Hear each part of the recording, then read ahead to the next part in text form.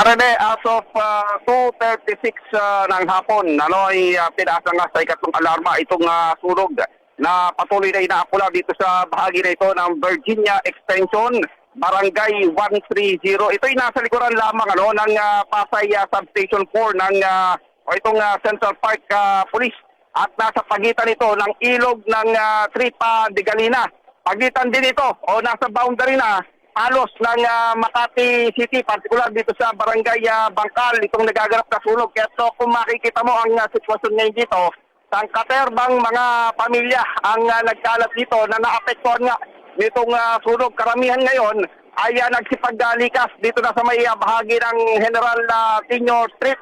Pag lagpas mo lamang nitong ilog ng Tripa de Galina, ay makikita mo yung kanilang mga kagamitan na kanilang isinalba dito pa sa may bahagi na ito ng General Tino Street sa Bangkal, Makati City. Sinasabi sa akin ng mga nakausap kong bumbero dito, Karen, dikit-dikit yung mga kabayan dito. Problema, kakikipot ng kalsada. Hirap na hirap ang mga bumberong makapenetrate dito sa lugar na ito.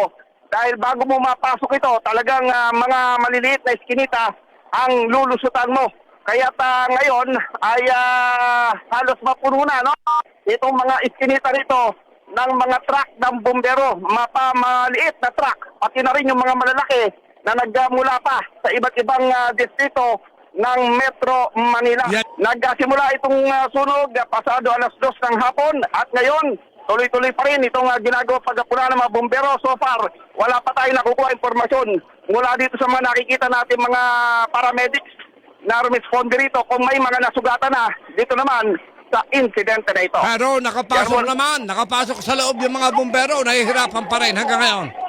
Nakapasok, marami ng bumberong pinagdikit nila talaga yung mga host, para i-penetrate doon sa mga kabahayan. Pero kung sasabihin mong, kung ang tanong dito, Karen, kung makakapasok ang truck, hindi makakapasok direct sa mismo doon sa lugar ng pinangyayarian dahil talagang tatawid ka dito sa May Creek o dito sa ilog ng Tripa de Galina bago mo mapasok itong mga kabahayan na nasusunog sa mga oras na ito.